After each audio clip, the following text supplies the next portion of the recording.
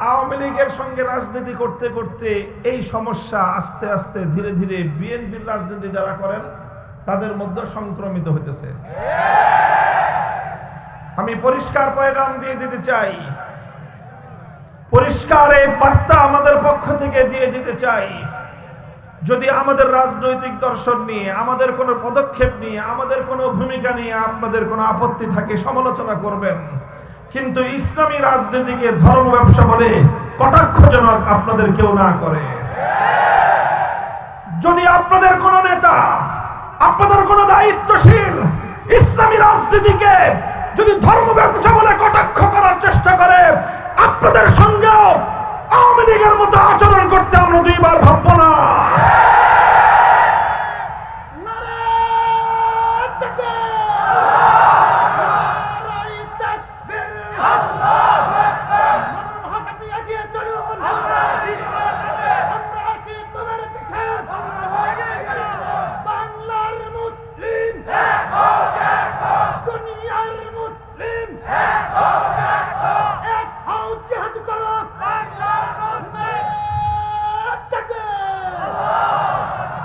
মরহুম আল্লামা দেলাওয়ার হোসেন সাঈদী রহমতুল্লাহ আলাইহি একটা কথা বলতেন, আরে ধর্ম নিয়ে রাজনীতি তো তাদেরটা নয় যারা ধর্মকে প্রতিষ্ঠার জন্য রাজনীতি করে। আলহামদুলিল্লাহ আমরা তো আল্লাহর জমিনে আমাদের ওপেন বক্তব্য, পরিষ্কার ঘোষণা, জীবনের লক্ষ্য আমাদের আল্লাহর জমিনে আল্লাহর দ্বীনকে জিন্দা করব, আল্লাহর জমিনে আল্লাহর দ্বীনকে বিজয়ী করব, আল্লাহর জমিনে কোরআনী শাসন কায়েম করব, আল্লাহর জমিনে খেলাফত কায়েম করব। সেজন্য যদি জীবন দিতে হয় জীবন দেওয়াকে সৌভাগ্য মনে করব, রক্ত দিতে হলে রক্তের গঙ্গা প্রবাহিত করব, সন্তানদেরকে ইতিম করতে হলে সন্তানরা ইতিম হবে, স্ত্রীদেরকে বিধবা করতে হলে তারা বিধবা হবে। জীবনের বিনিময়ে আল্লাহর জমিনে কোরআনের রাজ কায়েম হওয়া, এটাই আমাদের চূড়ান্ত স্বপ্ন। ধর্ম নিয়ে ব্যবসা করে তারা, নির্বাচন আসলে যারা মাথায় পট্টি বাঁধে, নির্বাচন আসলে যারা হাতে তসবিহ নেয়, নির্বাচন আসলে যারা মাথায় টুপি পরে মসজিদের মধ্যে গিয়ে মুসল্লিদের সঙ্গে কোরআনের পক্ষে থাকবার জন্য প্রত্যয় ব্যক্ত করে, আবার নির্বাচনের মাধ্যমে মানুষের ভোটটাকে ধোঁকা দিয়ে আদায় করবার পর নির্বাচিত হয়ে যাওয়ার পর আল্লাহর কোরআনের বিরুদ্ধে যারা আইন তৈরি করে। ধর্ম নিয়ে ব্যবসা তারা করে যারা কোরআনের কথা বলে ক্ষমতায় আসবার পর আল্লাহর কোরআনকে উৎখাত করার জন্য তারা আইন তৈরি করে, রাজনীতি করে। জুলাই এবং আগস্ট বিপ্লবের মধ্য দিয়ে আমরা এখন নতুন করে সেই স্বপ্ন দেখতে শুরু করেছি। আলহামদুলিল্লাহ বলেন, কথা ঠিক না বেঠিক? বলবেন হুজুর জুলাই আগস্টে কি ইসলামী বিপ্লব হয়েছে? আমি বলবো যে না, জুলাই আগস্টে ইসলামী বিপ্লব হয় নাই, তবে ইসলামী বিপ্লবের পূর্বাভাস দেখা দিয়েছে। যেমন প্রতিদিন সকালবেলা যখন সূর্য উদিত হয়, সূর্য উদয়ের ঘন্টা দেড়েক আগে পূর্ব দিগন্তে সুবহে সাদেকের অভ্যুদয় ঘটে।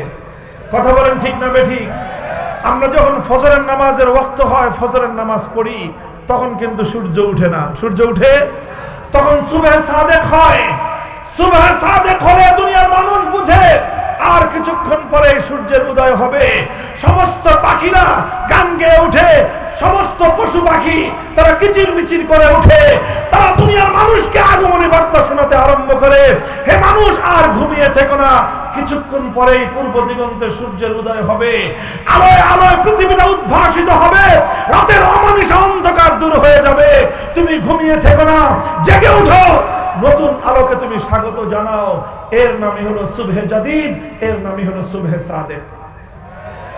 আমি বলতে চাই, জুলাই এবং আগস্টের বিপ্লবে এদেশের তাওহীদি জনতা, কোরআন প্রেমী জনতা যেভাবে বুক টান করে জালিমের বিরুদ্ধে লড়াই করেছে, যেভাবে স্বৈরতন্ত্র এবং ফ্যাসিবাদের বিরুদ্ধে মোকাবেলা করেছে, এদেশে এতে সত্যপন্থী মানুষের বুকের মধ্যে সাহস জন্মেছে, এবং এই সাহসকে পুঁজি করেই আগামীর বিপ্লব হবে ইসলামের বিপ্লব। আর এই বিপ্লবটা ছিল ইসলামী বিপ্লবের পূর্বাভাস। কিভাবে পূর্বাভাস বলি? ছোট্ট একটা সিম্পটম বলি। আপনারা লক্ষ্য করেছেন 5ই আগস্ট দুপুর 1টা থেকে 2টোর মধ্যে যখন গোটা বাংলাদেশের মানুষ জানতে পারলো লেডি ফেরাউন পালিয়েছে, গোটা বাংলাদেশে 1 ঘন্টার মধ্যে একটা ঐতিহাসিক ঘটনা ঘটেছে। সেই ঘটনাটা কি? টেকনাফ থেকে তেতুলিয়ায় ভাস্কর্য নামে মুসলমানদের জনপদে যত মূর্তি বানানো হয়েছিল 1 ঘন্টার ব্যবধানে একটা মূর্তিও আস্ত থাকে নাই। সেটা যত দুর্ভেদ্য জায়গাতেই হোক না কেন, হাইকোর্ট সুপ্রিম কোর্ট থেকে শুরু করে সেনানিবাস পর্যন্ত, রাজপথ থেকে শুরু করে অন্য একটা পাড়া এবং মহল্লার রাস্তার মোড় পর্যন্ত ভাস্কর্য নামক মুসলিম জনপদের শিরকের আখড়া সমস্ত মূর্তি ভেঙে গুড়িয়ে দেওয়া হয়েছে।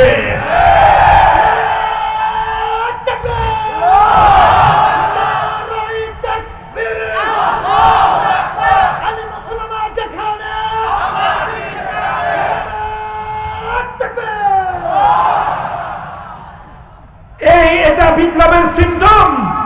কারা এই ভাস্কর্যগুলো ভেঙেছিল? বিপ্লবীরা। কথা বলেন ঠিক না বেঠিক? এ থেকে স্পষ্ট একটা বার্তা পাওয়া যায়। এখানে আবার কেউ এটা ভুল বুঝবেন না, আমরা কোন হিন্দুদের মন্দিরের মূর্তি ভাঙি নাই। কথা বলেন ঠিক না বেঠিক? কোন হিন্দুদের সংখ্যালঘুদের মন্দির, তাদের বাসা বাড়িতে রক্ষিত কোন একটা মূর্তির গায়ে ফুলের টোকাও দেওয়া হয় নাই। আবার মুসলমানদের জনপদে বানানো কোন ভাস্কর্য নামক মূর্তি একটা আস্ত রাখা হয় নাই। এই জায়গাটা থেকে ইসলামের সৌন্দর্য এবং ইসলামের বিধান পরিষ্কার হয়। মুসলমানরা নিজেদের জনপদে কোন মূর্তিকে বরদাস্ত করে না, কিন্তু অন্য ধর্মাবলম্বীদের ধর্মীয় কোন সংস্কৃতির উপর একটা ফুলের টোকাও দেয় না।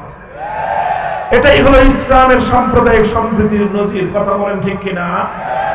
আজ আবার স্পষ্ট পয়গাম, আমরা একথাই বলতে চাই, আমরা বাংলার মাটি থেকে, শাহজালালের পূর্ণভূমি থেকে, শাহ মখদুমের বাংলার মাটি থেকে শিরকের সমস্ত আখড়া যেভাবে আমরা উৎখাত করেছি, ইনশাআল্লাহ আগামী একটা বিপ্লব হবে। সেই বিপ্লব হবে আল্লাহর জমিনে মানব রচিত সমস্ত আইনকে উৎখাত করে আল্লাহর কোরআনের আইন এদেশে বিজয়ী করা হবে, বিজয়ী করা হবে, বিজয়ী করা হবে ইনশাআল্লাহ।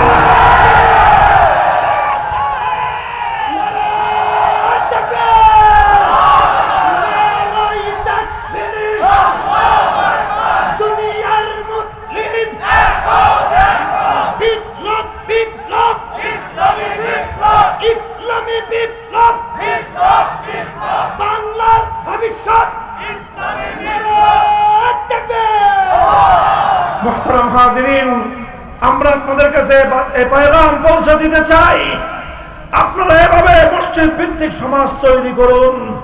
মুসলমানদের মার্কাজ হবে মসজিদ, মুসলমানদের সংস্কৃতি হবে মসজিদ কেন্দ্রিক, মুসলমানদের প্রতিটি কেন্দ্রের মূল কেন্দ্রবিন্দু হবে মসজিদ। মুসলমানদেরকে মসজিদ বিমুখ করে মূর্তিমুখী করবার যে কোনো হিন্দুয়ানীয় পদক্ষেপতা, ভারতীয় সেই সকল ষড়যন্ত্রকে আমাদের এভাবে রুখে দিতে হবে। প্রস্তুত থাকবেন তো ইনশাআল্লাহ? যেভাবে ফ্যাসিবাদকে বাংলার মাটি থেকে উৎখাত করা হয়েছে, যেভাবে ছোট ছোট স্বাধীনতা এনেছি, চূড়ান্ত স্বাধীনতা আনবার জন্য আল্লাহর কোরআনকে আল্লাহর জমিনে চূড়ান্তভাবে বাস্তবায়ন করবার জন্য যদি আমাদের রক্ত দিতে হয়, রক্ত দিতে হবে, জীবন দিতে হলে জীবন দিতে হবে, শাহাদাতের নজরানা দিতে হলে শাহাদাতের নজরানা দিতে হবে। 2000 তাজা প্রাণের মাধ্যমে, 2000 তাজা প্রাণের মাধ্যমে যদি আমরা ফ্যাসিবাদকে বিতাড়িত করতে পারি, সেখানে মানব রচিত সমস্ত তন্ত্র মন্ত্রের কবর রচনা করে আল্লাহর কোরআনকে বিজয়ী করবার জন্য যদি 20,000 মানুষের শাহাদাতের নজরানার প্রয়োজন হয়, শহীদি ঈদগাহে মাথায় কাফনের কাপড় বেঁধে কারা কারা প্রস্তুত থাকবা? হাত তুলে খোদার কাছে সমর্পণ।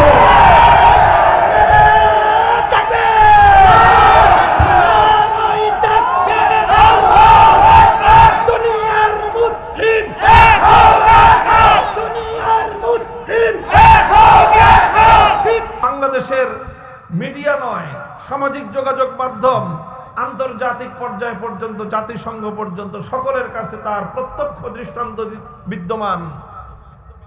অসংখ্য অগণিত বুলেটের আঘাত এবং প্রতিটি তৃণমূল পর্যায়ের ছাত্রলীগ, যুবলীগ, আওয়ামী লীগের নেতারা তারা ওপেন খোলা মাঠে বন্দুক নিয়ে, রিভলভার নিয়ে ছাত্র জনতার বিরুদ্ধে, তৌহিদি জনতার বিরুদ্ধে বুলেটের আঘাত ছুড়ে মেরেছে। এইভাবে যদি বিচার করা হয়, এই সকল ডকুমেন্টসগুলোর উপর ভিত্তি করে যদি জুলাই হত্যাকাণ্ড, 2021-এর হত্যাকাণ্ড, 13 সালের হত্যাকাণ্ডের যদি বিচার করা হয়, তাহলে একজনে বলেছে 300 আসনে নির্বাচন করার প্রার্থী পাওয়া কঠিন হবে আওয়ামী লীগের। এরপরে যদি পাওয়া যায়ও, করুক নির্বাচন। যদি এই সব বিচার হওয়ার পরে যদি আওয়ামী লীগ রাজনীতি করতে চায়, করুক। আমি দেখেন এই সমস্ত কথাগুলি বলা আমার উদ্দেশ্য নয়, পরের যে কথাটা এখন বলতেছি সেটা বলা হলো আমার উদ্দেশ্য। আওয়ামী লীগ যদি রাজনীতি করতে চায়, করবেন। তাহলে একটা কথা আমাদের পক্ষ থেকে, আলেম সমাজের পক্ষ থেকে আমি দ্ব্যর্থহীন ভাষায় তাদেরকে বহুবার বলেছি, আজও আপনাদের মাধ্যমে তাদের কর্ণকুহরে আওয়াজ পৌঁছে দিতে চাই। তোমাদেরকে একটা বিষয় সংশোধন করে আগামীর বাংলাদেশের রাজনীতির মাঠে নামতে হবে। সেই বিষয়টা হলো যে আওয়ামী লীগের লোকজনের একটা স্বভাব, তারা মুসলমানরা নামাজ পড়ে, নামাজ নিয়ে আমাদের সঙ্গে তাদের খুব একটা বিতর্ক নাই। রোজা রাখে, বিতর্ক নাই। ঈদের নামাজ নিয়ে বিতর্ক নাই। জানাজার নামাজ নিয়ে বিতর্ক নাই। অন্যান্য ধর্মীয় কর্মকাণ্ড নিয়ে বিতর্ক নাই। যখনই আমরা রাষ্ট্রে ইসলামী রাষ্ট্র প্রতিষ্ঠার দাবি তুলি, যখনই আমরা ইসলামী রাজনীতির কথা বলতে চাই, যখনই আমরা ইসলামী রাষ্ট্র প্রতিষ্ঠার কথা বলতে চাই, তখন তারা আমাদের কণ্ঠ চেপে ধরার চেষ্টা করে। ইসলামী রাজনীতিকে তারা বন্ধ করার, ইসলামী রাজনৈতিক যে কোনো তৎপরতার তারা টুটি চেপে ধরবার চেষ্টা করে। এটা হলো আওয়ামী লীগের সবচেয়ে বড় বিরোধ ইসলামপন্থীদের সঙ্গে। তারা ইসলামের রাজনৈতিক উত্থানকে সহ্য করতে পারে না, ইসলামী রাষ্ট্র প্রতিষ্ঠার চেষ্টাকে তারা সহ্য করতে পারে না। বরং তারা সবচেয়ে জঘন্য যে কাজটা করে সেটা হলো ইসলামী রাজনীতি যারা করে, ইসলামী রাষ্ট্র প্রতিষ্ঠার রাজনীতি যারা করে, তাদের এই রাজনৈতিক তৎপরতাকে ধর্ম ব্যবসা বলে আখ্যায়িত করে। মুহতারাম হাজিরিন, মরহুম আল্লামা দেলাওয়ার হোসেন সাঈদী রহমতুল্লাহি আলাইহি একটা কথা বলতেন, আরে ধর্ম নিয়ে রাজনীতি তো তাদেরটা নয় যারা ধর্মকে প্রতিষ্ঠার জন্য রাজনীতি করে। আলহামদুলিল্লাহ, আমরা তো আল্লাহর জমিনে আমাদের ওপেন বক্তব্য, পরিষ্কার ঘোষণা, জীবনের লক্ষ্য আমাদের আল্লাহর জমিনে আল্লাহর দ্বীনকে জিন্দা করব, আল্লাহর জমিনে আল্লাহর দ্বীনকে বিজয়ী করব, আল্লাহর জমিনে কোরআনী শাসন কায়েম করব, আল্লাহর জমিনে খেলাফত কায়েম করব। সেজন্য যদি জীবন দিতে হয়, জীবন দেওয়াকে সৌভাগ্য মনে করব। রক্ত দিতে হলে রক্তের গঙ্গা প্রবাহিত করব। সন্তানদেরকে ইতিম করতে হলে সন্তানরা ইতিম হবে, স্ত্রীদেরকে বিধবা করতে হলে তারা বিধবা হবে। জীবনের বিনিময়ে আল্লাহর জমিনে কোরআনের রাজ কায়েম হওয়া, এটাই আমাদের চূড়ান্ত স্বপ্ন।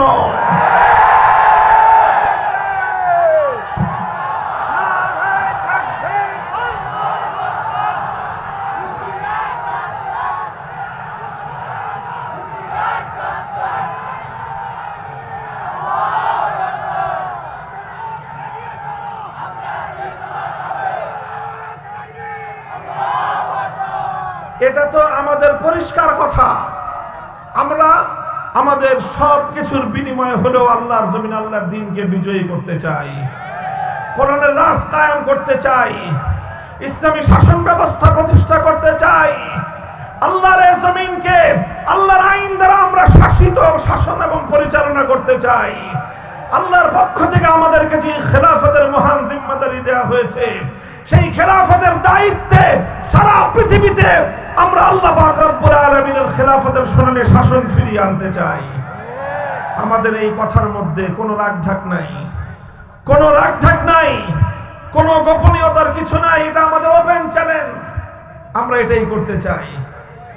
কাজেই আমরা কোরআনের জন্য জীবন দিতে প্রস্তুত। আমরা কোরআনকে তেলাওয়াত করি, আমরা আল্লাহর কোরআনকে জানার চেষ্টা করি, কোরআনের জ্ঞান অর্জন করার চেষ্টা করি, কোরআনের আহ্বান মানুষের কর্ণকুহরে পৌঁছে দেওয়ার পয়গাম নিয়ে আমরা দুনিয়াতে ফেরি করি এবং আল্লাহর কোরআনের সমাজ বিনির্মাণ করবার জন্য, কোরআনের রাজ গড়বার জন্য আমরা আমাদের জীবনকে বাজি লাগাই। এটা আমাদের স্বপ্ন, এটা আমাদের সাধনা, এটাই আমাদের জীবন, এটাই আমাদের মরণ। তো কাজেই এটা আমাদের ব্যবসা না, এটা আমাদের জীবন। আল্লাহর কোরআন কায়েম করা, রাজনীতি করা আমাদের ব্যবসা নয়, এটা আমাদের জীবন, এটাই আমাদের সাধনা। এটার জন্যই আমরা বাঁচি, এটার জন্যই আমরা মরতে চেষ্টা করি।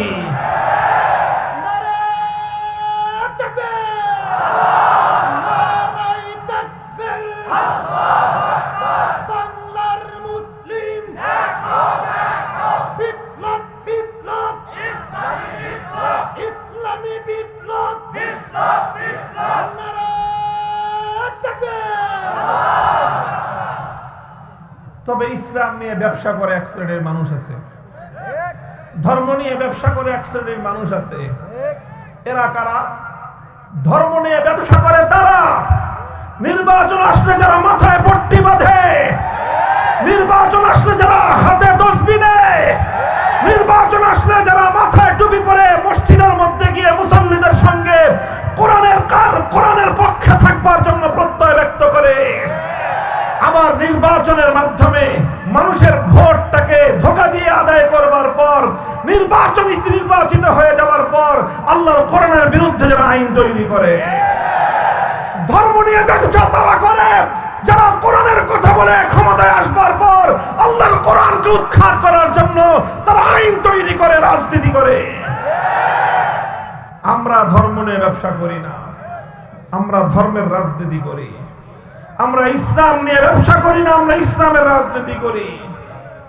এই কথাটা আমি অত্যন্ত আন্তরিকতার সাথে আওয়ামী লীগের অবশিষ্ট নেতা কর্মীদেরকে বলবো, আগামী দিনে যদি বাংলাদেশে রাজনীতি করতে হয় আপনাদের এই মনোভাব এবং এই দৃষ্টিভঙ্গি পরিবর্তন করবেন। যে ইসলামী রাজনীতিকে ধর্ম ব্যবসা বলা হয় না, ধর্ম ব্যবসা বলা হয় যারা ধর্ম করে না, যারা ইসলামকে মানে না, অথচ ইসলামকে তারা মানুষের সামনে নিজের অচল মালকে পরিচালিত করবার জন্য, নিজের অবৈধ উদ্দেশ্য চরিতার্থ করার জন্য ইসলামের নামকে যারা স্বার্থ হিসেবে ব্যবহার করে, তারা ধর্ম নিয়ে ধর্মের ব্যবসা করে। এই কথাটা বললাম এই জন্য যে এই যে জায়গাতে আমাদের সঙ্গে যে তাদের বিরোধ, এই বিরোধ যতদিন পর্যন্ত তারা তাদের এই জায়গাটাকে, তাদের এই দৃষ্টিভঙ্গিকে সংশোধন না করবে, আমাদের সঙ্গে আপোষ হওয়ার কোনো সুযোগ নাই। এই প্রসঙ্গে সর্বশেষ কথা হলো, আমার এই আওয়ামী লীগের সঙ্গে রাজনীতি করতে করতে এই সমস্যা আস্তে আস্তে ধীরে ধীরে বিএনপির রাজনীতি যারা করেন তাদের মধ্যে সংক্রমিত হতেছে। আমি পরিষ্কার পয়গাম দিয়ে দিতে চাই, পরিষ্কার এই বার্তা আমাদের পক্ষ থেকে দিয়ে দিতে চাই, যদি আমাদের রাজনৈতিক দর্শন নিয়ে, আমাদের কোনো পদক্ষেপ নিয়ে, আমাদের কোনো ভূমিকা নিয়ে আপনাদের কোনো আপত্তি থাকে সমালোচনা করবেন, কিন্তু ইসলামী রাজনীতিকে ধর্ম ব্যবসা বলে কটাক্ষজনক আপনাদের কেউ না করে। যদি আপনাদের কোনো নেতা, আপনাদের কোনো দায়িত্বশীল ইসলামী রাজনীতিকে যদি ধর্ম ব্যবসা বলে কটাক্ষ করার চেষ্টা করে, আপনাদের সঙ্গেও আওয়ামী লীগের মতো আচরণ করতে আমরা দুইবার ভাববো না।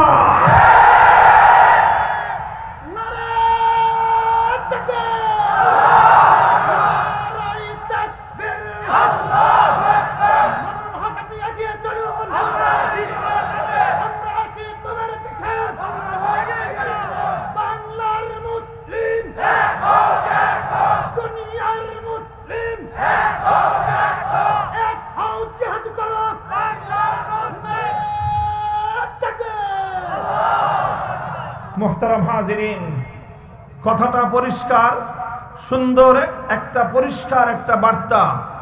আমি বাংলাদেশে যারা ইসলাম বিরোধী রাজনীতি যারা করেন অথবা অন ইসলামিক রাজনীতি যারা করেন তাদের প্রতি আমাদের পরিষ্কার বার্তা। এখন মুখে কথা বলছি, সুন্দরভাবে বুঝিয়ে বলছি।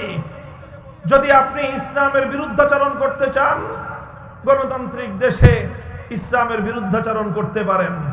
মনে রাখেন, ইসলামের বিরুদ্ধাচরণ করে কেউ ইসলামের এই আল্লাহর প্রজ্বলিত এই আলোক নিভিয়ে দিতে পারবে না। ইসলামের জন্মের প্রথম দিন থেকে ইসলামের বিরুদ্ধাচরণ করা হয়েছে। সকল বিরুদ্ধবাদীরাই একদিন ধ্বংস হয়ে গেছে। ইসলাম তার স্বমহিমায় পৃথিবীতে তার আলো বিকিরণ করেই গিয়েছে। আজও আপনি চাইলে আপনি ইসলামের বিরুদ্ধাচরণ করতে পারেন, কিন্তু ইসলাম প্রতিষ্ঠার রাজনীতিকে ধর্ম ব্যবসা বলে কটাক্ষ করবার চেষ্টা করবেন না। আজ এ কথা শান্ত কণ্ঠে বলছি। মনে রাখবেন, এ দেশে আমরা ধীরে ধীরে আলহামদুলিল্লাহ আল্লাহর কোরআনের প্রতি, ইসলামী অনুশাসনের প্রতি, ইসলামী শাসন ব্যবস্থার প্রতি, খেলাফতের শাসন ব্যবস্থার প্রতি, ইসলামী রাজনীতির প্রতি শুধুমাত্র আলেম সমাজ নয়, শুধুমাত্র মাদ্রাসা মসজিদের জনশক্তি নয়, প্রতিটি বিশ্ববিদ্যালয়ে, প্রতিটি ক্যাম্পাসে, প্রতিটি কলেজে, স্কুলে পর্যন্ত ইনশাআল্লাহ আল কোরআনের সৈনিক তৈরি হতে শুরু করেছে। আমরা ইসলামী রাজনীতির আহ্বান সমাজের প্রতিটি মানুষের কাছে পৌঁছে দিতে চাই। সমালোচনা করতে হয় করবেন, ইসলামী রাজনীতিকে ধর্ম ব্যবসা বলে আখ্যায়িত করবার, ইসলামী রাজনীতিকে ধর্ম ব্যবসা বলে কটাক্ষ করার এই আস্পর্ধা বাংলার মাটিতে বেশি দিন বরদাস্ত করা হবে না। ইসলামী রাজনীতির বিরুদ্ধে কেউ যদি কটাক্ষ করে, সরাসরি ইসলামের অবমাননা। যেমনি ভাবে ইসলামের যে কোনো বিধানকে কটাক্ষ করলে ইসলামের অবমাননা হয়, ইসলামের যে কোনো বিধানকে কটাক্ষ করলে আল্লাহর অবমাননা হয়, ঠিক তদ্রুপ ইসলামী রাজনীতিকে কটাক্ষ করলে আল কোরআনের অবমাননা হয়। ইসলামী রাজনীতিকে কটাক্ষ করলে আল্লাহর অবমাননা হয়, ইসলামী রাজনীতিকে কটাক্ষ করলে ইসলামী শরীয়তের অবমাননা হয়, ইসলামী রাজনীতিকে কটাক্ষ করলে আল্লাহর জমিনে ইসলামী রাজনীতির প্রবর্তক নবী মুহাম্মদ আরবীর কটাক্ষ এবং অবমাননা করা হয়। সাবধান, হুঁশিয়ার, এটা ঈমানের সঙ্গে জড়িত একটা প্রশ্ন। আল্লাহ পাক রব্বুল আলামিন সকলকে বুঝবার তৌফিক দান করেন। আমি কোরআনে কারীমের যে আয়াত তেলাওয়াত করেছিলাম, সেই আয়াতের আলোচনার দিকে যেতেই পারলাম না। দীর্ঘ আলোচনা আমি করব না। কোরআনে কারীমের সূরাতুন নিসার মধ্যে ৬০ নম্বর আমার তেলাওয়াতকৃত আয়াতে আল্লাহ পাক রব্বুল আলামিন একটি প্রশ্ন রেখেছেন। বিস্ময়কর, বিস্ময়াভিভূত হয়ে বিস্ময়ের সঙ্গে আল্লাহ পাক রব্বুল আলামিন আশ্চর্য বোধ করে একটি প্রশ্ন রেখেছেন। আল্লাহ বলেন, আলাম তারা ইলাল্লাযীনা ইয়াজউমুনা আন্নাহুম আমানু বিমা উনজিলা ইলাইকা ওয়া মা উনজিলা মিন ক্বাবলিক ইউরিদুনা আন ইয়াতাহাকামু ইলাত তাগুতি ওয়া ক্বাদ উমিরু আন ইয়াকফুরু বিহি ওয়া ইউরিদুশ শাইতানু আন ইউদিল্লাহুম দালালাম বাঈদা। আল্লাহ বলেন যে তোমরা কি দেখেছো এক শ্রেণীর মানুষ এমন রয়েছে, তোমরা কি লক্ষ্য করো যে কিছু মানুষ এমন রয়েছে, ইয়াজউমুনা আন্নাহুম আমানু, তারা দাবি করে যে তারা নাকি ঈমানদার। তারা কি দাবি করে? তারা নিজেদেরকে ঈমানদার বলে দাবি করে। ইয়াজউমুন অর্থই হলো ইয়াদউন, তারা নিজেদেরকে ঈমানদার বলে দাবি করে। অথচ আল্লাহর কোরআন বলতেছে, অথচ ইউরিদুনা আন ইয়াতাহাকামু ইলাত তাগুত ওয়া ক্বাদ উমিরু আন ইয়াকফুরু বিহি, নিজেদেরকে তারা ঈমানদার বলে দাবি করে, অথচ তারা তাগুতের কাছে বিচার চায়, তারা তাগুতের কাছে ফয়সালা জানতে চায়, তারা তাগুতের সিদ্ধান্ত জানতে চায়। অথচ আল্লাহর পক্ষ থেকে সমস্ত মানব জাতিকে স্পষ্ট বার্তা দিয়ে দেওয়া হয়েছে যে তোমরা তাগুতকে অস্বীকার করো। কোরআনে কারীমের এই আয়াত, সূরাতুন নিসার এই আয়াত স্পষ্ট ভাষায় মানব জাতির কাছে একটা বার্তা তুলে ধরে। সেই বার্তাটা হলো এই, যারা তাগুতকে বিশ্বাস করে, যারা তাগুতের সিদ্ধান্ত মানবার জন্য প্রস্তুত হয়, তারা আর কিছু হলেও হতে পারে, হাজি হতে পারে, গাজী হতে পারে, পাজি হতে পারে, কিন্তু ইমানদার হতে পারে না। আল্লাহর কোরআনের বার্তা হলো এই যে তুমি তাগুতের কাছে ফয়সালা চাইবা, তাগুতের কাছে সিদ্ধান্ত জানতে চাইবা, তাগুতের বিচার মানবা, আবার নিজেকে ইমানদারও মনে করবা। এই দুটো কোশ্চেন কেন একত্রিত হতে পারে না? কোরআনে কারীমের বহু আয়াত একইভাবে আল্লাহ পাক রব্বুল আলামিন তাগুতের প্রতি ইমানদারদেরকে চূড়ান্তভাবে তাগুতকে বর্জন করতে বলা হয়েছে। সূরাতুল বাকারার মধ্যে আল্লাহ পাক রব্বুল আলামিন স্পষ্ট ভাষায় বলেছেন, আল্লাহ পাক রব্বুল আলামিন কোরআনে কারীমের বিভিন্ন জায়গায় তাগুত সম্পর্কে পরিষ্কার বার্তা দিয়েছেন। আল্লাহ বলেছেন, আল্লাযীনা আমানু ইউকাতিলুনা ফী সাবিলিল্লাহ ওয়াল্লাযীনা কাফারু ইউকাতিলুনা ফী সাবিলিত তাগুত। আল্লাহ বলেন, যারা ঈমানদার তারাও লড়াই করে, যারা বেঈমান তারাও লড়াই করে। ঈমানদাররা লড়াই করে আল্লাহর পথে, বেঈমানরা লড়াই করে তাগুতের পথে। সুতরাং আল্লাহর পথ হলো ভিন্ন, তাগুতের পথ হলো ভিন্ন। আলো এবং অন্ধকার যেমন একাকার হতে পারে না, আসমান আর জমিন যেমন একত্রিত হতে পারে না, ঠিক তেমনি ভাবে আল্লাহর উপর বিশ্বাস এবং তাগুতের উপর আস্থা বিশ্বাস, এই দুটো কোশ্চেন কেন একত্রিত হতে পারে না? যদি আপনি আমি ইমানদার হতে চাই, মুমিন হতে চাই, তাহলে পরিষ্কার আল্লাহর কোরআন পরিষ্কার সাফ সাফ আমাদেরকে বলে দিয়েছে যে তোমাদেরকে আল্লাহর উপর ইমানদার হতে হবে, আল্লাহর উপর বিশ্বাসকে অটল এবং অবিচল রাখতে হবে। একই সঙ্গে তাগুতকে তোমার অস্বীকার করতে হবে। তুমি যদি তাগুতকে অস্বীকার করতে না পারো, তাহলে তুমি তোমার ঈমান কোশ্চিনকালে আল্লাহর নিকট গ্রহণযোগ্য হতে পারে না। প্রশ্ন আসতে পারে, তাগুত কাকে বলা হয়? খুব সংক্ষিপ্ত আলোচনার মাধ্যমে আমি আপনাদের সম্মুখে তাগুতের সংক্ষিপ্ত পরিচয় তুলে ধরবো। এটাই আমার আলোচনার সর্বশেষ পয়েন্ট। মুহতারাম হাজিরিন, যুগে যুগে কোরআনে কারীমের যত মুফাসসিরিনগণ তাফসীর লিখেছেন, কোরআনে কারীমের তাফসীর করেছেন, তারা সকলেই তাগুতের পরিচয় তুলে ধরেছেন। সকল মুফাসসিরিনদের আলোচনাকে যদি একত্রিত করা হয়, তাগুত সম্পর্কে মুফাসসিরিনগণ যেই ব্যাখ্যা, যেই বিশ্লেষণ, তাগুতের যেই ডেফিনিশন এবং তার যে সংজ্ঞা তুলে ধরেছেন, তার সারমর্ম হলো এই: তাগুত কাকে বলা হয়? তাগুত বলা হয় আল্লাহ পাক রব্বুল আলামিনের জন্য যেই স্থান, যেই আসন নির্ধারিত, আল্লাহর জন্য যেই মর্যাদাটা নির্ধারিত, আল্লাহর জন্য নির্ধারিত আসন যদি কোনো গায়রুল্লাহকে দেওয়া হয়, কোনো গায়রুল্লাহকে যদি আল্লাহর জন্য নির্ধারিত আসনে বসানো হয়, সেই গায়রুল্লাহকেই বলা হয় তাগুত। কথা বোঝা গেল? যেমন ছোট্ট একটা দৃষ্টান্ত দেই, আপনার প্রশ্নের জবাব দিয়ে দৃষ্টান্তটা বুঝতে সহজ হবে। বলেন তো, এই মহাবিশ্বের মধ্যে ইবাদতের উপযুক্ত একমাত্র কে? আরো জোরে বলেন, মহাবিশ্বের মধ্যে ইবাদতের উপযুক্ত একমাত্র কে? আল্লাহ। ইবাদতের উপযুক্ত একমাত্র আল্লাহ। এখন এই আল্লাহর জন্য যেই ইবাদত, সেই ইবাদত যদি আল্লাহর জন্য না করে কোন গায়রুল্লাহর জন্য কেউ ইবাদত করে, তাহলে যেই গায়রুল্লাহর জন্য ইবাদত করা হবে সেই গায়রুল্লাহকে বলা হয় তাগুত। আরো স্পেসিফিক দৃষ্টান্ত বুঝেন, যেরকম কোরআনে কারীমের মধ্যে সে যুগের কথা বলা হয়েছে, সেই যুগে কিছু মানুষ আল্লাহকে বাদ দিয়ে লাত, মানাত, উজ্জা, হুবাল এই সকল দেব দেবতার পূজা করত, এই সকল দেব দেবতার ইবাদত করত। ইবাদতের উপযুক্ত একমাত্র কে? জোরে বলেন, কে? যখনই কোনো মানুষ আল্লাহকে বাদ দিয়ে লাত, মানাত, উজ্জা, হুবাল দেবতার ইবাদত করলো, তখন লাত, মানাত, উজ্জা, হুবাল এই দেবতাগুলোকে আল্লাহর জন্য নির্ধারিত আসনে সমাসীন করা হলো। আল্লাহর জন্য নির্ধারিত আসনে সমাসীন যাকেই করা হয় তাকেই তাগুত বলা হয়। যখন কেউ লাতকে পূজা করে তখন লাতকে বলা হয় তাগুত। যখন কেউ মানাতকে পূজা করে, মানাতকে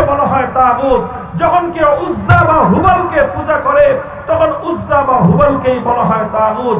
বর্তমান যুগের মানুষ লাত, মানাত, উজ্জা, হুবলের পূজা করে না। আজকের যুগের কিছু মানুষ তারা সরস্বতীর পূজা করে। আজকের যুগের কিছু মানুষ দুর্গার পূজা করে। আজকের যুগের কিছু মানুষ তারা কালীর পূজা করে। আল্লাহকে বাদ দিয়ে বিভিন্ন দেবদেবতার পূজা করে। যখনই কোনো মানুষ আল্লাহকে বাদ দিয়ে কোন দেবদেবতাকে পূজা করলো, আল্লাহকে বাদ দিয়ে দুর্গার ইবাদত করলো, তখন দুর্গাকে বলা হয় তাগুত।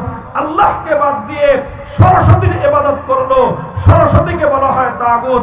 আল্লাহকে বাদ দিয়ে কালীর ইবাদত করলো, কালীকে বলা হয় তাগুত।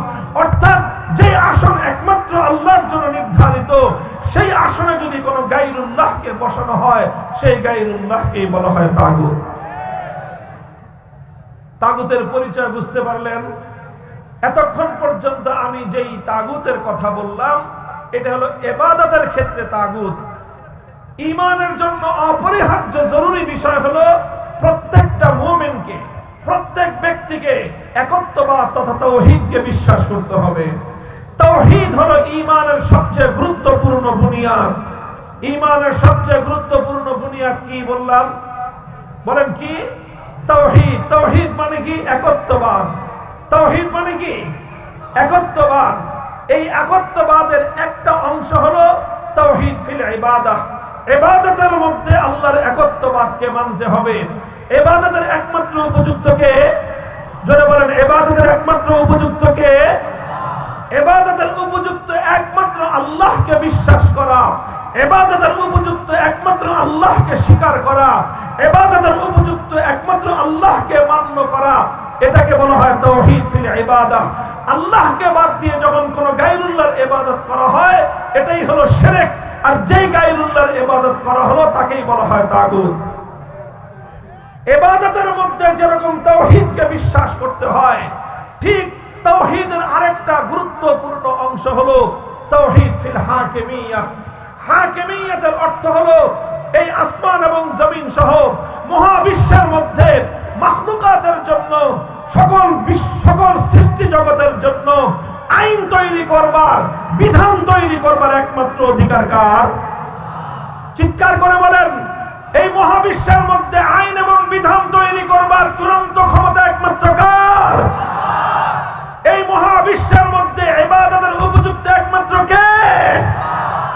ইবাদতের উপযুক্ত যেমন একমাত্র আল্লাহ, ঠিক তদ্রূপ মহাবিশ্বের মধ্যে আইন এবং বিধান তৈরি করবার একমাত্র অধিকার কার?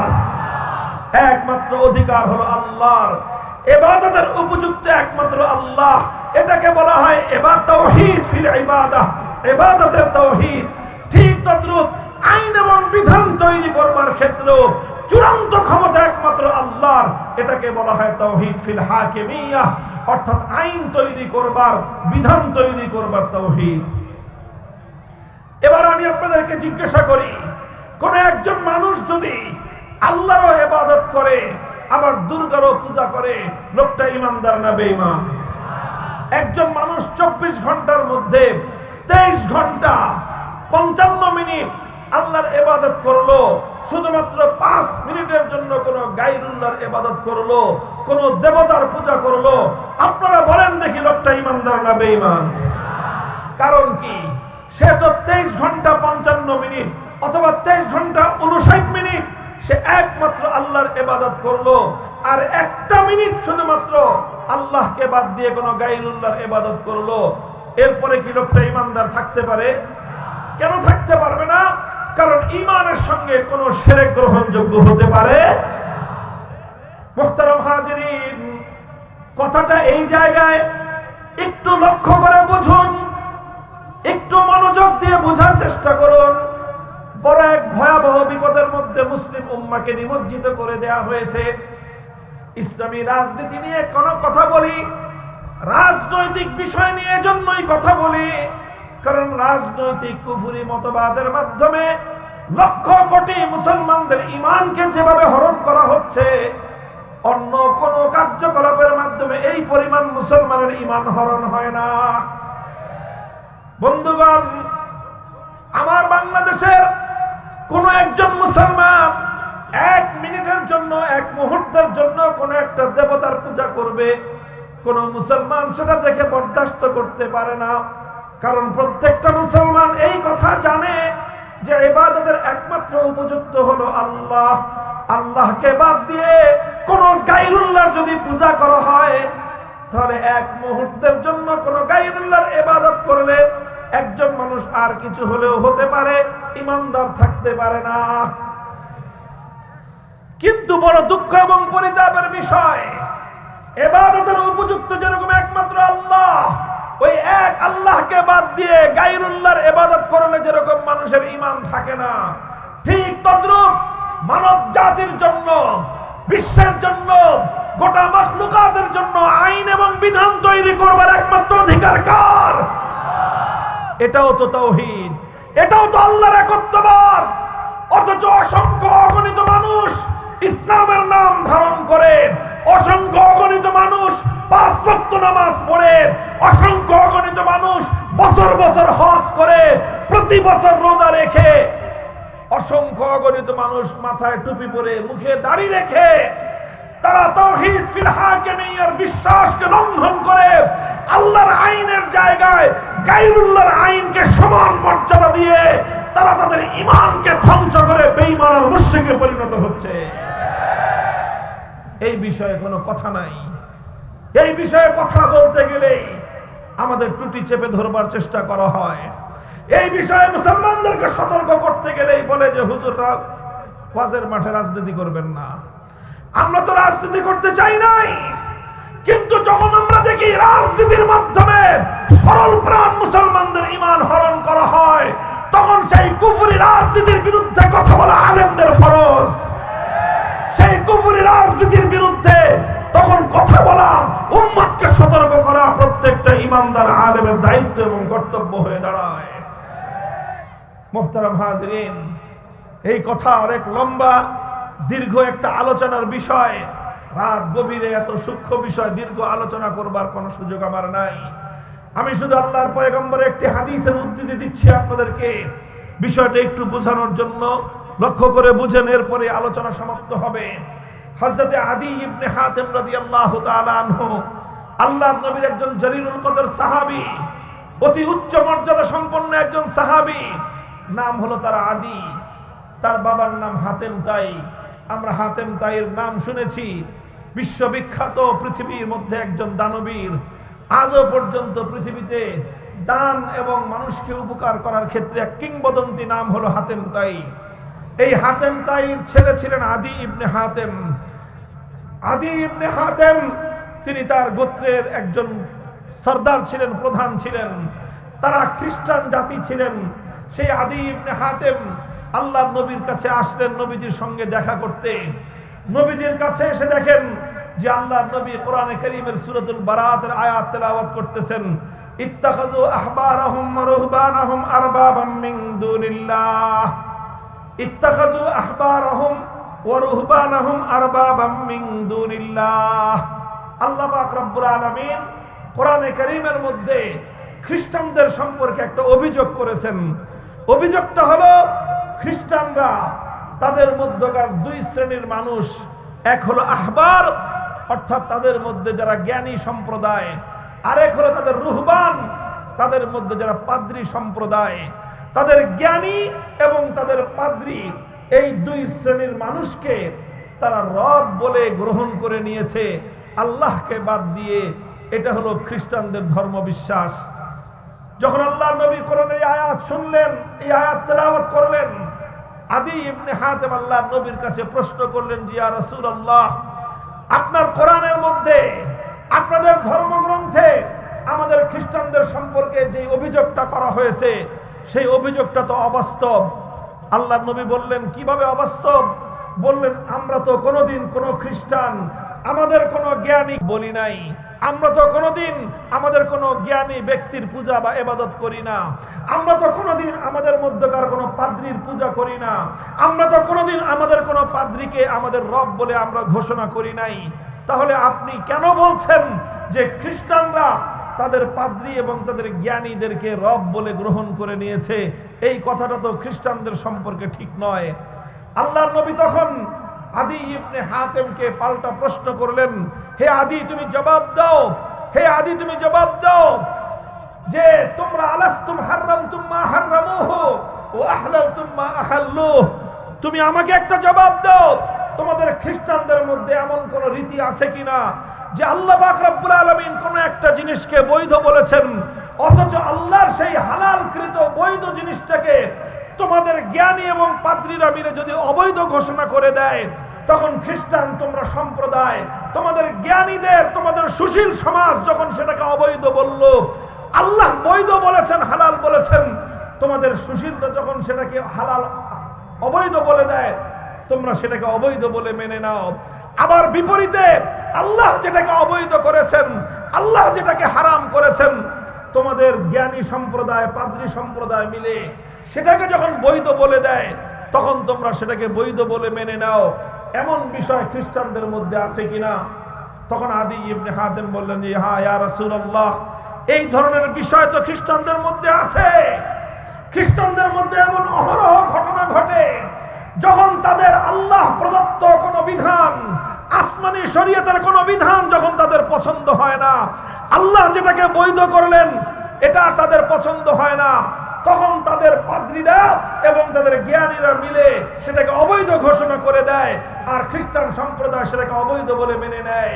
আবার যখন আল্লাহ যেটাকে অবৈধ করেছেন সেটা তাদের করতে মনে চায়, তখন তাদের জ্ঞানী এবং তাদের পাদ্রী সম্প্রদায় বলে বসে তারা একটা আইন পাশ করে দেয় যে এখন থেকে এটা বৈধ। তখন গোটা খ্রিস্ট সম্প্রদায় সেটাকে বৈধ বলে মেনে নেয়। এই বিষয়টা আছে। আল্লাহ রসুল তখন বললেন ফাতিলকা ইবাদাতুহুম, হে আদি তুমি মনে রেখো কোনটা মানুষের জন্য বৈধ হবে, কোনটা অবৈধ হবে, কোনটা আইন সম্মত হবে, কোনটা বেআইনি হবে, সেটা নির্ধারণ করবার চূড়ান্ত ক্ষমতা একমাত্র আল্লাহর। দুনিয়ার কোন মানুষ আল্লাহ পাক রব্বুল আলামিনের কোন বৈধকে অবৈধ ঘোষণা করতে পারে না। আল্লাহর কোন অবৈধকে দুনিয়ার কোন মানুষ বৈধ ঘোষণা করতে পারে না। যে মানুষ আল্লাহর বৈধকে অবৈধ বলবে, যে মানুষ আল্লাহর অবৈধকে বৈধ বলবে, সে সরাসরি আল্লাহর সঙ্গে টক্কর দিল, সে আল্লাহর সঙ্গে বিরোধ করলো। এই পৃথিবীতে সে হলো সবচেয়ে বড় তাগুত। মুহতারাম হাজিরিন, বড় দুঃখ এবং পরিতাপের বিষয় হলো এই যে 1 মিনিটের জন্য আল্লাহর জায়গায় কোন গায়রুল্লাহর ইবাদত করলে কোন মানুষ ইমানদার থাকতে পারে না। এই কথা সবাই মানে, এই কথা সবাই বিশ্বাস করে, অথচ আজ পাশ্চাত্য রাজনীতি আমাদের সমাজের মধ্যে এমন এক ভয়ঙ্কর রাজনৈতিক দর্শন চাপিয়ে দিয়েছে, যেই রাজনৈতিক দর্শনের মাধ্যমে সমাজের কিছু নির্বাচিত মানুষ কোন একটা সংসদে বসে অথবা কোন একটা মন্ত্রণালয়ে বসে, মন্ত্রী পরিষদের বৈঠকে বসে আল্লাহর কোরআনের অসংখ্য আইনকে তারা পরিবর্তন করে দিচ্ছে, আল্লাহর কোরআনের বিধানকে তারা পরিবর্তন করে দিচ্ছে। আর হাজার হাজার লক্ষ লক্ষ মানুষ টুপি পরে নামাজ পড়ে, অথচ আল্লাহর কোন আইনকে যখন পরিবর্তন করে দেওয়া হয়, তখন তারা সকলেই সেই মানুষের বানানো আইনকে আল্লাহর আইনের পরিবর্তে তারা মেনে নেয়। ও দোস্ত, পৃথিবীতে এর চেয়ে বড় শিরক আর কিছুই হতে পারে না। মুহতারাম হাজিরিন, আখেরি পয়গাম আপনাদের কাছে এটাই বলতে চাই, পৃথিবীতে মুসলমানদের মধ্যে অভিশাপ ছিল না। 600 বছর পর্যন্ত পৃথিবী মুসলমানরা শাসন করেছে। কোনদিন কোন মুসলিম জাতির মধ্যে এমন চিন্তাও কেউ করে নাই যে আল্লাহর আইনকে পরিবর্তন করে মানুষ কোন আইন তৈরি করতে পারে। সর্বপ্রথম মুসলমানদের মধ্যে অভিশাপ তৈরি হয়েছে। এই অভিশাপ দেখা দিয়েছে চেঙ্গিস খানদের মাধ্যমে, হালাকু খানদের উত্তরসূরিদের মাধ্যমে। তাতারিরা চেঙ্গিস খানের উত্তরসূরি, সেই বর্বর তাতারি মঙ্গোলীয়রা যখন মুসলমানদের বাগদাদকে ধ্বংস করে, মুসলমানদের এলাকাগুলোকে দখল করে নেয়, সেই এলাকায় সর্বপ্রথম তারা আল্লাহর আইন উৎখাত করে আল্লাহর আইনের পরিবর্তে চেঙ্গিস খানের বানানো আইন দিয়ে তারা সমাজকে শাসন করতে আরম্ভ করে। সর্বপ্রথম মুসলমানদের উপরে অভিশাপ চাপিয়ে দেয় কারা? মঙ্গোলীয় তাতারিরা। যখন এই অভিশাপ মুসলমানদের উপর চেপে বসে, এই বিপদ যখন মুসলমানদের উপর চেপে বসে, মুসলমানদের আলেম সমাজ, মুসলমানদের নেতৃত্ব লক্ষ লক্ষ মানুষের রক্তের বিনিময়ে, শাহাদাতের বিনিময়ে এই চেঙ্গিসি ফিতনা আল্লাহর আইনের পরিবর্তে মানুষের বানানো আইনকে মোকাবেলা করার জন্য, মুসলিম সমাজ থেকে উৎখাত করার জন্য তারা অবিরাম সংগ্রাম করেছেন।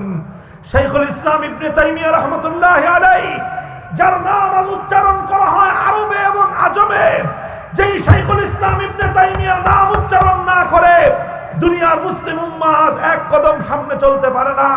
সেই ইবনে তাইমিয়া রাহমাতুল্লাহি আলাইহি তার জীবদ্দশায় এই তাতারীদের মোকাবেলা করতে গিয়ে জীবনের দীর্ঘ একটা সময় কারারুদ্ধ থেকেছেন। ছয় বার তিনি কারারুদ্ধ হয়েছেন। কারাগারের অন্ধকার প্রকোষ্ঠে তার জীবনের গুরুত্বপূর্ণ সময়, অধিকাংশ সময় অতিক্রান্ত হয়েছে। সব জুলুম সহ্য করেছেন, সমস্ত ত্যাগের কুরবানি হাসি মুখে বরণ করে নিয়েছেন, কিন্তু আল্লাহর আইনের পরিবর্তে মানুষের বানানো আইনকে এক মুহূর্তের জন্য মেনে নেন নাই। অনেক ত্যাগের কোরবানির মাধ্যমে এক সময় তাতারীদের পতন হয়, অনেক তাতারীরা মুসলমান হয়ে যায়, বাকিরা উৎখাত হয়ে আবার মুসলমানদের উপর থেকে সেই বিপদ দূর হয়ে আবার আল্লাহর আইন এবং আল্লাহর শাসন, আল্লাহর কোরআনের শাসন ফিরে আসে। এইভাবে চলতে চলতে সেই মুসলমানদের সালতানাতে ওসমানিয়ার সময় পর্যন্ত, মুসলমানদের সালতানাতে ওসমানিয়া এবং এই ভারতবর্ষের মোগল সাম্রাজ্য সময় পর্যন্ত আইন চলতে একমাত্র কার? শাসন করত মুসলমান, শাসন করত শাসক, শাসন করত রাজা বাদশাহ, আইন চলত কার? এভাবেই চলছে মুসলমানরা। যখন 1757 সালে সর্বপ্রথম এই ব্রিটিশ বর্ষ, এটা যখন এই ভারতবর্ষকে ব্রিটিশরা দখল করে, মুসলমানদের রাজত্বকে দখল করে, ব্রিটিশরা যখন তাদের গোলামীর জিঞ্জির দিয়ে যা, জুলাই এবং আগস্ট বিপ্লবের মধ্য দিয়ে আমরা এখন নতুন করে সেই স্বপ্ন দেখতে শুরু করেছি। আলহামদুলিল্লাহ বলেন, কথা ঠিক না বেঠিক? বলবেন হুজুর জুলাই আগস্টে কি ইসলামী বিপ্লব হয়েছে? আমি বলবো যে না, জুলাই আগস্টে ইসলামী বিপ্লব হয় নাই, তবে ইসলামী বিপ্লবের পূর্বাভাস দেখা দিয়েছে। যেমন প্রতিদিন সকালবেলা যখন সূর্য উদিত হয়, সূর্য উদয়ের ঘন্টা দেড়েক আগে পূর্ব দিগন্তে সুবহে সাদেকের অভ্যুদয় ঘটে। কথা বলেন ঠিক না বেঠিক? আমরা যখন ফজরের নামাজের ওয়াক্ত হয়, ফজরের নামাজ পড়ি, তখন কিন্তু সূর্য উঠে না। সূর্য উঠে তখন সুবহে সাদেক হয়। সুবহে সাদেক হলে দুনিয়ার মানুষ বুঝে আর কিছুক্ষণ পরে সূর্যের উদয় হবে। সমস্ত পাখিরা গান গেয়ে উঠে, সমস্ত পশু পাখি তারা কিচির মিচির করে উঠে, তারা দুনিয়ার মানুষকে আগমনী বার্তা শোনাতে আরম্ভ করে, হে মানুষ আর ঘুমিয়ে থেকো না, কিছুক্ষণ পরেই পূর্ব দিগন্তে সূর্যের উদয় হবে, আলোয় আলোয় পৃথিবীটা উদ্ভাসিত হবে, রাতের অমানিসা অন্ধকার দূর হয়ে যাবে।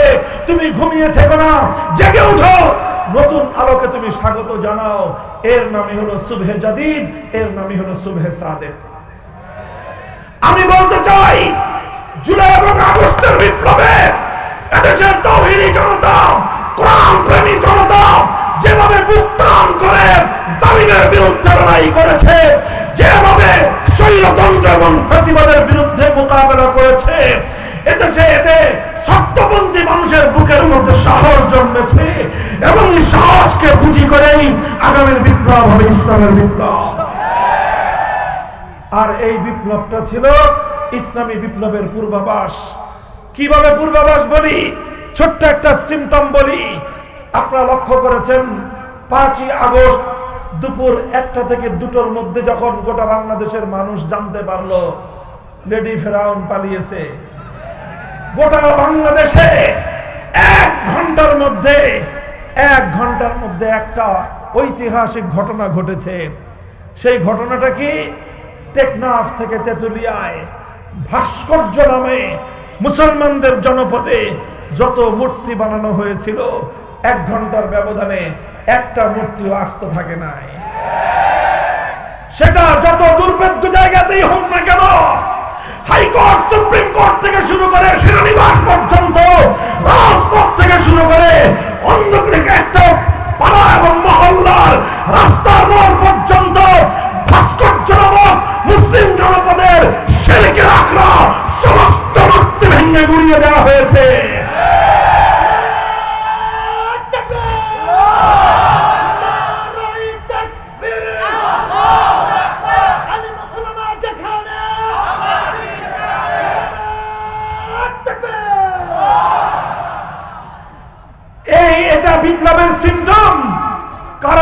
ভাস্কর্যগুলো ভেঙেছিল বিপ্লবীরা। কথা বলেন ঠিক না বেঠিক? এ থেকে স্পষ্ট একটা বার্তা পাওয়া যায়। এখানে আবার কেউ এটা ভুল বুঝবেন না, আমরা কোনো হিন্দুদের মন্দিরের মূর্তি ভাঙি নাই। কথা বলেন ঠিক না বেঠিক? কোন হিন্দুদের সংখ্যালঘুদের মন্দির, তাদের বাসা বাড়িতে রক্ষিত কোন একটা মূর্তির গায়ে ফুলের টোকাও দেওয়া হয় নাই। আবার মুসলমানদের জনপদে বানানো কোন ভাস্কর্যজনক মূর্তি একটা আস্ত রাখা হয় নাই। এই জায়গাটা থেকে ইসলামের সৌন্দর্য এবং ইসলামের বিধান পরিষ্কার হয়। মুসলমানরা নিজেদের জনপদে কোন মূর্তিকে বরদাস্ত করে না, কিন্তু অন্য ধর্মাবলম্বীদের ধর্মীয় কোন সংস্কৃতির উপর একটা ফুলের টোকাও দেয় না। এটাই হলো ইসলামের সাম্প্রদায়িক সম্প্রীতির নজির। কথা বলেন ঠিক কিনা? আজ আমার স্পষ্ট পয়গাম, আমরা একথাই বলতে চাই, আমরা বাংলার মাটি থেকে, শাহজালালের পূর্ণভূমি থেকে, শাহ মাকদুমের বাংলার মাটি থেকে শিরকের সমস্ত আখড়া যেভাবে আমরা উৎখাত করেছি, ইনশাআল্লাহ আগামী একটা বিপ্লব হবে। সেই বিপ্লব হবে আল্লাহর জমিনে মানব রচিত সমস্ত আইনকে উৎখাত করে আল্লাহর কোরআনের আইন এদেশে বিজয়ী করা হবে, বিজয়ী করা হবে, বিজয়ী করা হবে ইনশাআল্লাহ।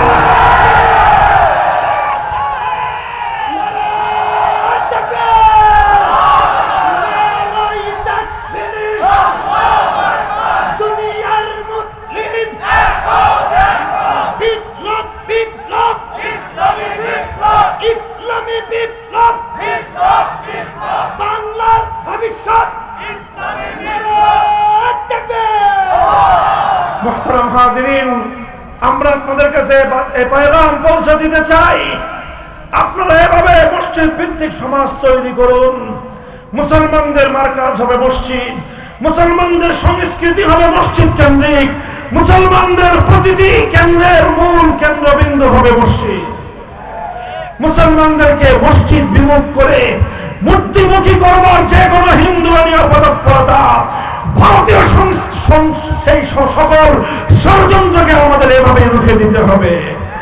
প্রস্তুত থাকবেন তো ইনশাআল্লাহ? যেভাবে ফ্যাসিবাদকে বাংলার মাটি থেকে উৎখাত করা হয়েছে, যেভাবে ছোট ছোট স্বাধীনতা এনেছি, চূড়ান্ত স্বাধীনতা আনবার জন্য আল্লাহর কোরআনকে আল্লাহর জমিনে চূড়ান্তভাবে বাস্তবায়ন করবার জন্য যদি আমাদের রক্ত দিতে হয়, রক্ত দিতে হবে, জীবন দিতে হবে, জীবন দিতে হবে, শাহাদাতের নজরানা দিতে হবে, শাহাদাতের নজরানা দিতে হবে। 2000 তাজা প্রাণের মাধ্যমে, 2000 তাজা প্রাণের মাধ্যমে যদি আমরা ফ্যাসিবাদকে বিতাড়িত করতে পারি, সেখানে মানব রচিত সমস্ত তন্ত্র মন্ত্রের কবর রচনা করে আল্লাহর কোরআনকে বিজয়ী করবার জন্য যদি 20,000 মানুষের শাহাদাতের নজরানার প্রয়োজন হয়, শহীদি ঈদগাহে মাথায় কাফনের কাপড় বেঁধে কারা কারা প্রস্তুত থাকবা? হাত তুলে খোদার কাছে শপথ করো।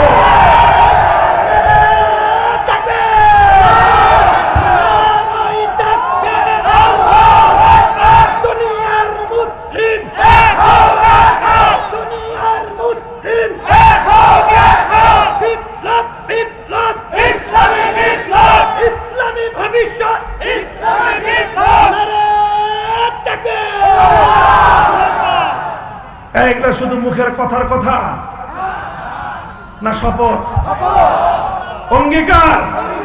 কার সাথে? কার সাথে? আল্লাহ পাক রব্বুল আলামিন আমাদের শপথ বাস্তবায়ন করার, এই অঙ্গীকার রক্ষা করার তৌফিক দান করুন। আমাদের এই প্রাণপ্রিয় মাতৃভূমি, এটা আল্লাহর কোরআনের বাগান হোক, এই মাতৃভূমিতে আল্লাহর কোরআনের রাজ কায়েম হোক, আল্লাহর কোরআনের শাসন দ্বারা আমরা সকলেই শাসিত হই। সেই সোনালী দিনের স্বপ্ন রেখে, আহ্বান রেখে আমি আমার কথা শেষ করলাম। আল্লাহ পাক রব্বুল আলামিন আজকের এই মাহফিলকে কবুল করুন। ওয়া আখিরু দাওয়ানা আলহামদুলিল্লাহি রাব্বিল আলামিন। একটু দোয়া করে দেন। সুবহানাল্লাহি ওয়া বিহামদিহি সুবহানাল্লাহিল আযীম। আল্লাহুম্মা সাল্লি আলা মুহাম্মাদিন ওয়া আলা আলি মুহাম্মাদ কামা সাল্লাইতা আলা ইব্রাহিম وعلى آل إبراهيم إنك حميد مجيد يا حي يا